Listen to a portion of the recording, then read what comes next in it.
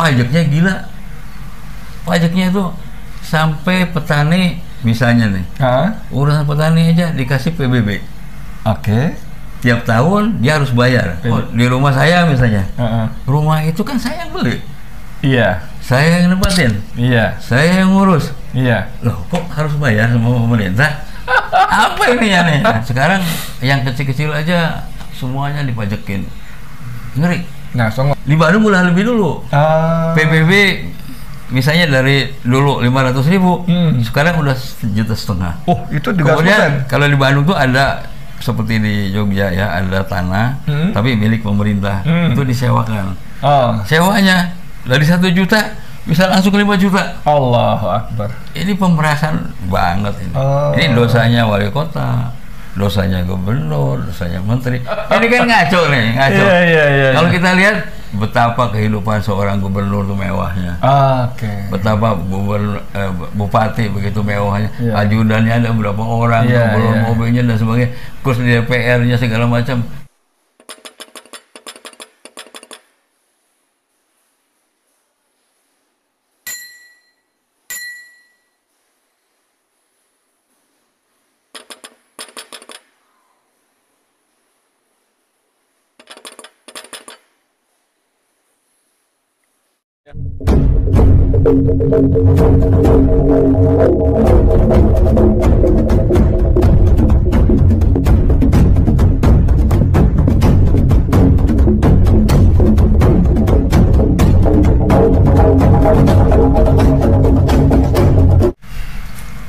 Bismillahirrahmanirrahim. Assalamualaikum warahmatullahi wabarakatuh. Saudara, dengan saya Edi Mulyadi dari Forum News Network FNN.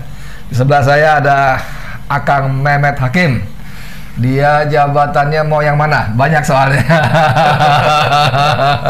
Tapi salah satunya beliau rajin membuat artikel analisis soal perekonomian kita ya. Terutama ekonomi makro, APBN, pajak dan sebagainya. Nah, saudara sekalian, kali ini saya ingin kita ngobrol agak serius. Biasa saya bercanda-bercanda ya, tapi ini agak serius karena memang temanya juga tema serius ya. Bagaimana misalnya dalam salah satu artikel Kang Mehmet ini dia menulis judulnya RAPBN 2023, pemerintah dan DPR kejamnya melebihi penjajah Belanda. Gini, sebelum dulu. Jadi kalau penjajah Belanda kejam sama kita wajar, karena mereka orang asing dan statusnya benar-benar penjajah. Nah, ini kalau Kang Mehmet berani-berani nulis pemerintah dan DPR kejamnya, waduh. Pemerintah kan orang kita yang ngangkat, kita yang bayar gajinya, fasilitasnya ya. Itu yang aneh. DPR juga gitu, kita yang ngangkat, kita yang bayar fasilitasnya semuanya.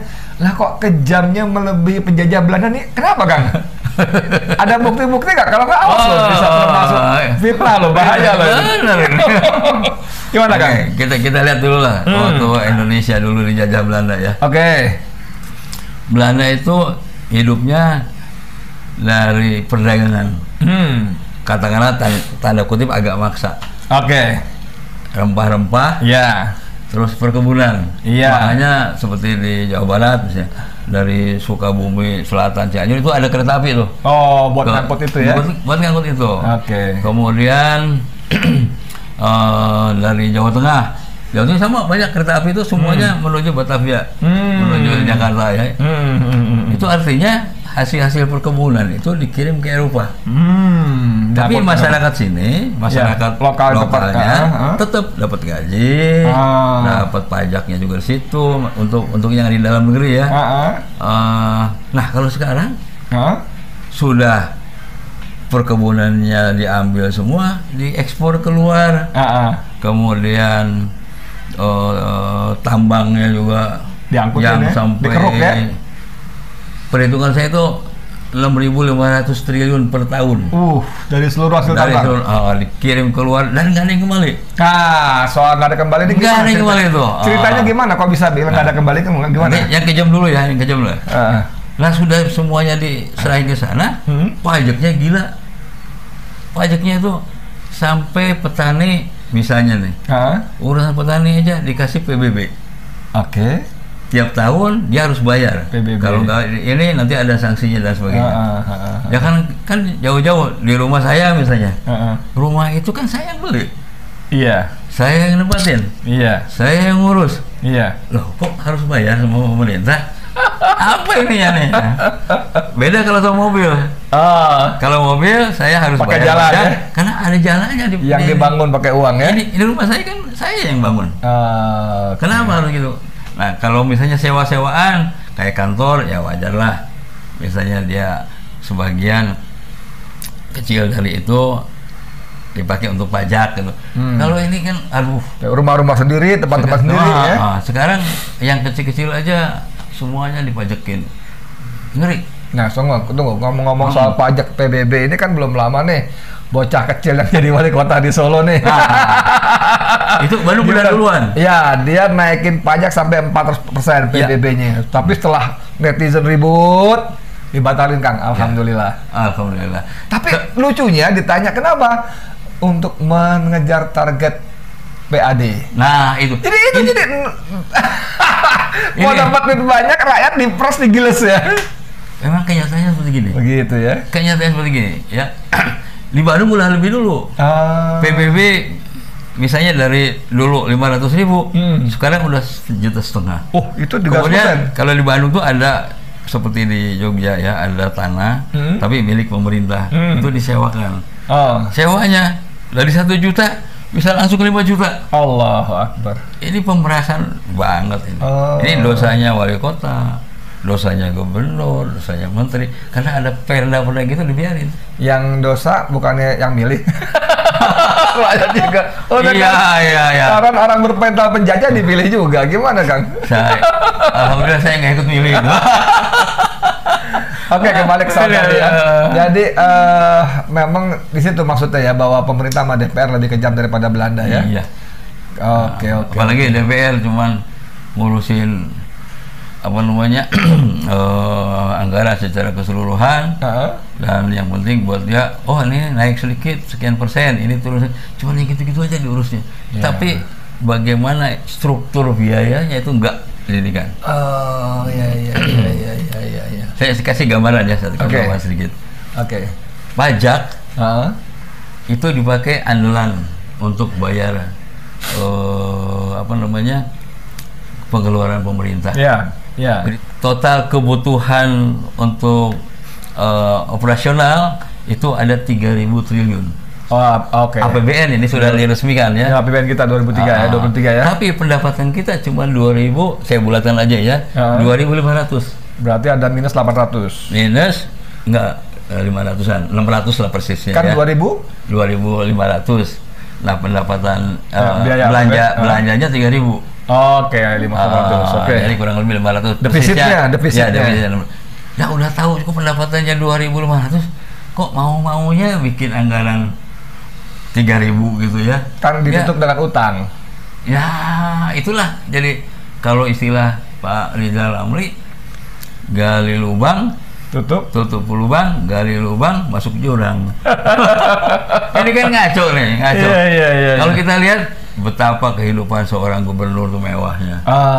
Betapa bupati begitu mewahnya. Ajudannya ada berapa orang, mobilnya dan sebagainya.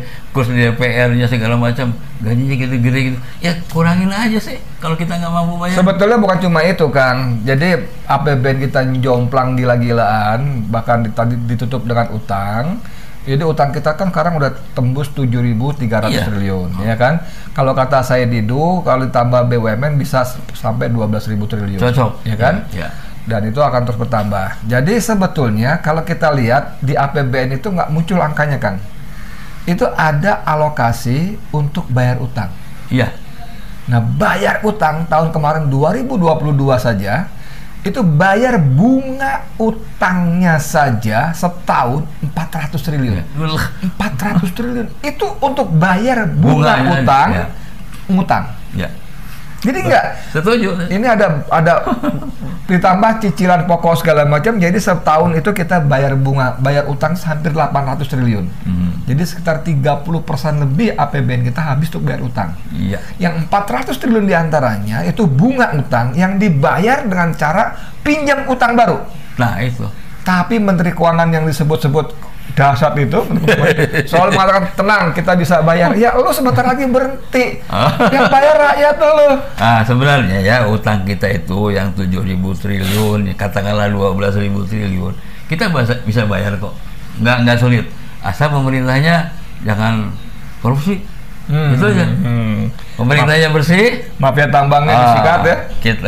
Kita kembali ke Undang-Undang Dasar 45, segala macam yang usaha yang ada yang menggunakan bumi, air, tanah itu dikuasai negara. Nah, saya pernah menghitung-hitung lah tambang ya, tambang itu jumlahnya sekitar 6.000 triliun mengalir keluar pendapatannya dan tidak ada yang balik. Nah itu menarik tuh tadi. Tidak ada yang balik. Itu kenapa tidak ada yang balik? Itu kenapa itu?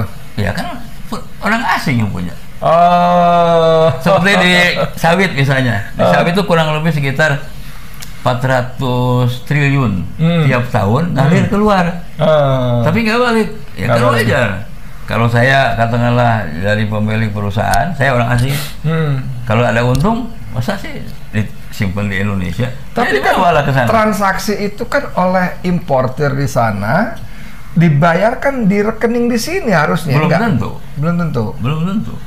Jadi kita jual perusahaan XYZ buka rekening ekspor ke negara tertentu, silakan bayar pembayaran ke rekening ini di negara anu bisa gitu ya? aja. Apalagi ini kan ada kaitannya dengan orang asing. Apalagi orang asing itu kan dimanja, nggak usah bayar pajak. Kemudian tax holiday 30 tahun. 30 tahun. Udah itu pegawainya saya nggak tahu tuh apa kena pajak enggak. Harusnya kena. Saya yakin enggak. Enggak. Saya yakin enggak ya. Nah, saya pernah ngitung-ngitung nih, juga. Seandainya TKA terutama asing itu dikenakan pajak dari gajinya minimal itu kan 26 juta. Sejuta aja sebulan. Iya. Kan 12 juta tuh. Kali berapa tuh? Kali berapa? Misalnya 30, udah 360 triliun. Cukup lah untuk bunga. Jadi sebenarnya gampang cari duit itu, tinggal mau apa enggak gitu ya. Iya. Nah sekarang kan masalahnya rakyat diperes. Nah para orang asing ini bisa kerjasama dengan orang dalam. Ya istilah apa Pak Saidi dulu merampok ya. Merampok SDA kita, sumber daya alam kita keluar. Dan uangnya itu nggak ada kembali. Kalau misalnya uangnya kembali ke Indonesia, dibelanjakan di Indonesia, masih lumayan. Itu masih hidup ekonomi ya. Dan itu lucunya lagi tentang uang yang nggak balik ke Indonesia, itu Bank Indonesia terkejut. Ekspor banyak tapi uang nggak mampir ke dalam negeri. Lalu ngapain aja? Kata saya Didu, itu pegawai Bank Indonesia, apalagi level direksinya, itu sampai 500 juta loh sebulan loh. Gajinya loh, iya, 1,5 miliar loh, hanya untuk kaget gimana? Dibayar 500 juta sebulan hanya untuk kaget loh, uangnya kok nggak ada di sini? Lah kan lu yang nguasai moneter. Sebenarnya 2 minggu sebelum Pak Said itu ngomong, itu teman-teman di Indef, ahli ekonomi itu sudah ngomong, ini uangnya nggak ada yang kembali ke sini. Jadi kita dapat apa? Pajak nggak bayar, ya kan? Iya. Tenaga kerja asing diakalin pajaknya. Betul. Bayar tenaga lokal dengan sangat murah. Ini merupakan dosa terbesar. Lalu bahan baku ada teks restitusi pajak. Betul. Ya kan? Bahan modal bebas pajak, mesin-mesin. Nah, dapat apa kita? Sementara sumber daya alam dikeruk, diangkut, aduh. Cuman gaji yang TKI itu gajinya cuma sekecil itu yang 3 juta, 4 juta. Katakanlah paling banyak 5 juta dibandingkan dengan tenaga kerja asing. Nggak jauh. Kita kalau misalnya ada proyek nih, katakanlah proyek kereta api cepat. Iya. Nah orang kita kan dapat gajinya kecil. Nah orang asing ini katanya bantuan. Bantuan kok dibawa lagi keluar lagi, ya sama aja sama bohong. Kalau hibah misalnya kayak di Aceh dulu ada tsunami, hibah negara Amerika, misalnya memberikan bantuan sekian juta dolar, terus dipakai sebagian untuk konsultan mereka, ya wajar aja namanya bantuan. Nah, kalau ini kan harus dikembalikan. Kembali. Dan itu apa namanya debt trap akhirnya ya, jebakan utang ya. Dan itu kalau zaman dulu negara-negara penjajah itu datang dengan senjata, dengan mesiu. Sekarang penjajah sekarang datang dengan dalih pinjaman, utang ya. Jadi sebenarnya dosa siapa tuh? Dosa yang milih. Kalau saya memang, ini bukan main ya negara kita. Oke, Kang, setelah begini, sekarang pertanyaannya, rakyat bisa apa?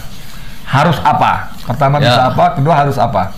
Ya harus bangkit, harus ganti dulu rezimnya, baru kita bisa beres-beres. Kecuali kalau ada kesadaran nasional, mereka hijrah semua, yang tadinya nggak waras, tiba-tiba jadi waras semua. Itu sama itu aja. Kan nggak masalah sebenarnya. Itu sama ya, nggak apa-apa sih harapan, tapi berharap apa ya? Pungguk merindukan bulan gitu ya. Pungguk itu sejenis elang, bukan elang ya, sejenis apa sih namanya tuh, burung hantu.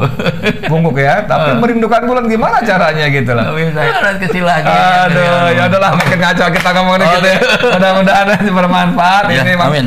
TikTok yang seru-seruan aja, mana ada wawancara bantah-bantah yang diwawancara nggak ada, tapi memang kita biarinlah, pokoknya seru-seruan aja, mudah-mudahan bermanfaat dan tidak boleh putus harapan ya, tetap ya. Amin. Allah akan menolong kita sepanjang kita mau mengubah nasib kita ya.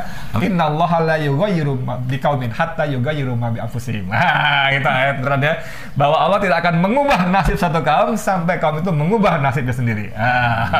Oke. Saya Edi Mulyadi untuk RNN. Assalamualaikum warahmatullahi wabarakatuh. Terima kasih Bang Edi.